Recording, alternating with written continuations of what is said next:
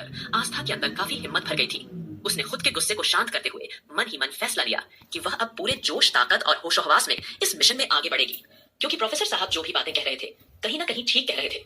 इसीलिए उसने गहरी सांस लेते हुए कहा, अगर ऐसी बात है तो हम वह राजवीर जिंदल के बाहर निकलने का इंतजार करेंगे, और अगर हो सकेगा तो मैं उसको खोज निकालूंगी। यह बोलते हुए आस्था के चेहरे पर आत्मविश्वास साफ साफ झलकने लगता है। आस्था का यह कॉन्फिडेंस देखकर कहीं ना कहीं वंशिका और प्रोफेसर साहब को अपने मन में एक अलग ही तरह पॉजिटिव एनर्जी मिल रही थी। फिलहाल प्रोफेसर प्रशांत ने वंशिका से कहा कि आगे का काम वह खुद संभालेंगे। तुम कल समय पर आ जाना, क्योंकि तुम्हें रोजाना 2 घंटे यहाँ आकर एंटीडोट के लिए मेहनत करनी होगी। अभी फिलहाल तुम घर जाओ, क्योंकि इसके लिए एक खास तरह के केमिकल की जरूरत है। तब तक मैं उसका इंतजाम कर लूंगा। यह बोलकर प्रोफेसर ने अब उन दोनों को वहां से जाने के लिए कह दिया था। उनकी इस बात पर आस्था और वंशिका ने हामी भरी और वापस सिंघानिया मैंशन की ओर जाने का फैसला किया। वहीं दूसरी ओर अरमान फार्म हाउस से सीधा सिंघानिया मैंशन में आया। उसने जानबूझकर वसुंधरा और बाकी सबको नजरअंदाज किया। नानी माँ की ओर बढ़ते हुए उसने नोटिस किया कि आस्था, वंशिका, रश्मि और राधिका वहां पर नहीं थे। बस हॉल में केवल नानी माँ, रौनक और अभिमान जी ही मौजूद थे। वहीं दादाजी भी गार्डन में वीर से काम करा रहे थे। सुबह से दोपहर हो चुकी थी, लेकिन अभी तक उन्होंने वीर को आराम नहीं करने दिया था, बल्कि वह उससे लगातार कोई न कोई काम करवा ही रहे थे। जैसे ही अरमान वहां आया और उसने बाकी सबको हॉल में बैठे हुए देखा, लेकिन उसे आस्था कहीं दिखाई नहीं दी, तो उसके माथे पर सिलवटें आ गई। वह तुरंत ही रौनक और नानी माँ की तरफ देखकर एकदम से बोला, आपकी बेटियां कहाँ हैं? नानी माँ तुरंत उसकी बातों का जवाब देते हुए बोली, अरे बेटवा, रश्मि बिटिया तो राधिका बिटिया के साथ बाहर गई है, और वंशिका, आस्था बिटिया भी किसी काम से बाहर गई है। बस अभी आती ही होंगी। अरमान ने तुरंत ही नानी माँ को टारगेट करते हुए चिढ़कर कहा, वैसे मानना पड़ेगा ओल्ड लेडी, आपने तो इस घर में पूरी तरह से डेरा जमा लिया है। क्या आपको नहीं लगता कि आपको अपनी बेटियों को अकेले नहीं भेजना चाहिए? कम से कम इतना तो पूछ लेती कि आपकी बेटियां आखिरकार जा कहां रही हैं। जैसे ही अरमान ने नानी माँ पर तंज कसा, वैसे ही अभिमान जी तुरंत अरमान पर गुस्से में बरस पड़े। अरमान, ये क्या बदतमीजी है? तुम्हें मांझी से इस तरह की बातें करने का कोई हक नहीं है, और तुम मांझी के साथ इस लहजे में बातें नहीं कर सकते। अरमान ने अभिमान जी की बातों को पूरी तरह से अनसुना किया और तुरंत नानी माँ को ऑर्डर देते हुए कहा, मुझे अभी के अभी सभी इस घर में चाहिए। वैसे भी वो लड़की इस घर की मामूली सी केयरटेकर है, तो उसकी हिम्मत कैसे हुई बिना मुझे बताए घर से बाहर कदम रखने की? मुझे अपने घर के सभी नौकरों से काम है, इसलिए मुझे मेरे सभी नौकर मेरे सामने चाहिए। जैसे ही अरमान ने सभी लड़कियों को नौकर कहकर बुलाया, तो ये सुनकर रौनक का चेहरा गुस्से से तमतमा गया। वहीं नानी माँ की आंखें भर आईं और उन्होंने रोते हुए रौनक के कंधे पर हाथ रखा, क्योंकि नानी माँ को यह अच्छी तरह पता था कि अरमान कितना मुंहफट है। फिलहाल अरमान की आवाज बाहर गार्डन में काम कर रहे दादाजी और वीर के कानों तक भी पहुंच रही थी, जिसे सुनकर दादाजी थोड़े परेशान हो गए और उन्होंने तुरंत ही मेंशन के अंदर जाकर अरमान को देखा। अरमान एकदम पावरफुल ओरा के साथ अपनी पॉकेट में हाथ डालकर खड़ा था। अब जैसे ही दादाजी वहां आए, उन्होंने अरमान से पूछा, बेटा तू इस वक्त घर पर क्या कर रहा है? तुम्हें तो इस वक्त ऑफिस में होना चाहिए था ना? दादाजी की आवाज सुनकर अरमान ने तुरंत पलटकर दादाजी की तरफ देखा और एकदम से उन्हें टोकते हुए सवाल किया, क्या बात है दादाजी, आजकल आप मुझसे कुछ ज्यादा ही सवाल करने लग गए हैं। फिलहाल मैं यहाँ आज आपको एक खुशखबरी देने के लिए आया हूँ। बहुत दिनों से आप मुझसे कोई काम करने के लिए कह रहे थे और मैं हर बार आपकी बात टालता दिया करता था, लेकिन अब मैंने सोचा है क्यों ना मैं आपको कम से कम एक खुशखबरी ही दे दूं। इसीलिए मैंने आज शाम आपके लिए एक सरप्राइज प्लान किया है। फिलहाल आप सबको बुला दीजिए, फिर मैं आपको सरप्राइज बताऊंगा। अरमान के शब्द सुनकर दादाजी एक पल के लिए ठिठक गए। उनके मन में यही बात चल रही थी कि आखिर अरमान उन्हें ऐसा कौन सा सरप्राइज देना चाहता है। रौनक भी अरमान के मुंह से ये बातें सुनकर एकदम से दंग रह गई और सोचने लगी कि आखिरकार अरमान भाई ऐसा कौन सा सरप्राइज देना चाहते हैं। आखिर वो सरप्राइज क्या हो सकता है?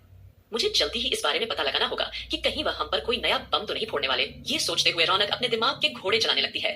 फिर उसने फट से आस्था को टेक्स्ट मैसेज करके जल्दी ही घर आने के लिए कह दिया। वहीं दूसरी ओर आस्था और वंशिका घर आने के लिए निकल रही थी। जैसे ही उसे रौनक का मैसेज मिला, तो वह भी आश्चर्य में पड़ गई। वंशिका ने भी वो मैसेज देखा जिसमें लिखा था कि अरमान ने उन दोनों को घर बुलाया है। फिर उसने आस्था से कहा, चलो घर जाकर देखते हैं आखिर बात क्या है। एक काम करते हैं, रश्मि दीदी को भी मैसेज डाल देते हैं।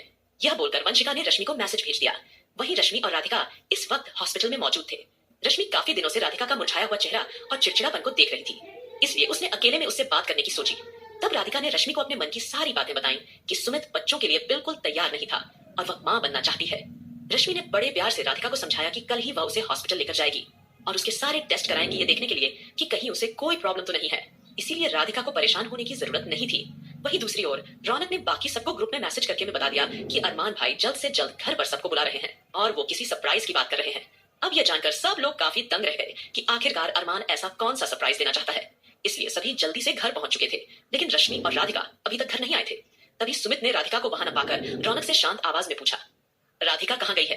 यहाँ दिखाई क्यों नहीं दे रही? सुमित की बातों जवाब देते हुए रौनक ने उसे बताया कि राधिका रश्मि दीदी के साथ कहीं गई है। इतना सुनते ही सुमित का दिमाग तेजी से चलने लगा। वह तुरंत अपनी कार लेकर रश्मि के हॉस्पिटल के लिए रवाना हो गया। बाकी सब उसे आश्चर्य से जाते हुए देखते रह गए, लेकिन किसी ने इस बारे में ज्यादा नहीं सोचा। वही अरमान सब लोगों को बुलाने का ऑर्डर देकर अपने कमरे में चला गया था। धीरे धीरे सब लोग आ भी गए, लेकिन उन्हें यह नहीं पता था कि सुमित वहां से सीधा हॉस्पिटल के लिए निकल गया है। वहीं दूसरी ओर सुमित देर न करते हुए सीधे रश्मि के हॉस्पिटल आ पहुंचा। रश्मि ने सोचा कि अगर वह राधिका को यहाँ तक लेकर आ ही गई है तो क्यों ना उसके सारे चेकअप वगैरह कराए जाएं, उसके बाद वो उसके साथ घर चली जाएंगी। इसलिए वो राधिका को सीधे चेकअप करने वाले रूम में लेकर आ गई। लेकिन इससे पहले कि वो राधिका का कोई चेकअप कर पाती, उससे पहले ही ठीक उसी वक्त सुमित वहां आ धमका और सीधे राधिका के पास आ पहुंचा। उसने तुरंत ही उसे बेड पर से उठाकर कहा, तुम्हारी हिम्मत कैसे हुई इस तरह से हॉस्पिटल आने की, और वह भी मुझे बिना बताए, जबकि मैंने तुम्हें साफ साफ मना किया था कि तुम अपना कोई टेस्ट वगैरह नहीं कराओगी और ना ही मुझे कोई बच्चा चाहिए, तो तुम्हें क्या जरूरत है बेवजह के टेस्ट वगैरह कराने की। अब जैसे ही सुमित ने वहां आकर बड़े ही बदतमीजी से राधिका को एकदम से डांटा, तो वैसे ही रश्मि उसकी बात सुनकर एकदम से हैरान हो गई और वो उसे रूखेपन से बोली, सुमित, यह क्या तरीका हुआ? तुम राधिका से इतनी सख्ती से कैसे बात कर सकते हो, और तुम्हारी हिम्मत कैसे हुई मेरे सामने राधिका को भला बुरा कहने की? सुमित रश्मि का क्लासमेट और दोस्त भी था, और सुमित का राधिका के साथ ऐसा बर्ताव करना रश्मि के लिए नाकाबिले बर्दाश्त था। इसलिए उसने सुमित को डांटते हुए रोका। रश्मि की इस बात पर सुमित ने उसे नाराज नजरों से देखा, फिर उसे चेतावनी देते हुए बोला, रश्मि प्लीज इस मामले से दूर रहो। मैंने कहा ना कि राधिका का कोई चेकअप नहीं होगा, मतलब नहीं होगा। यह बोलकर उसने राधिका का हाथ झट से खींचा। उसने राधिका का हाथ काफी जोर से खींचा था, जिससे राधिका के हाथों में काफी दर्द महसूस हो रहा था।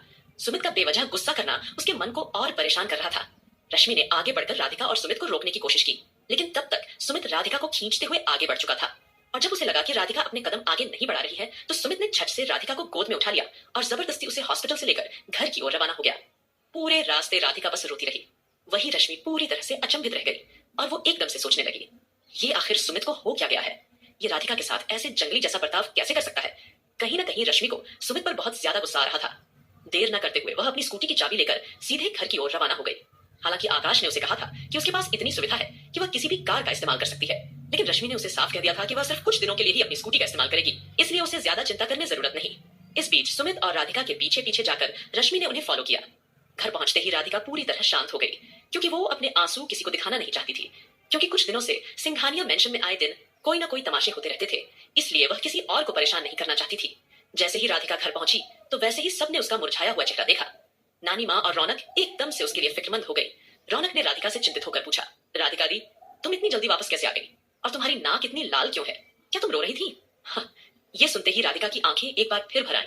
उसने तुरंत रौनक को गले से लगा लिया, लेकिन कुछ बोल नहीं पाई।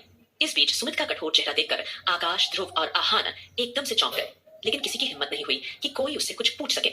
जैसे ही अरमान वहां आया, उसने बाकी सबको एक नजर देखा, लेकिन अभी तक वंशिका और आस्था वहां मौजूद नहीं थी और रश्मि भी अभी तक नहीं आई थी।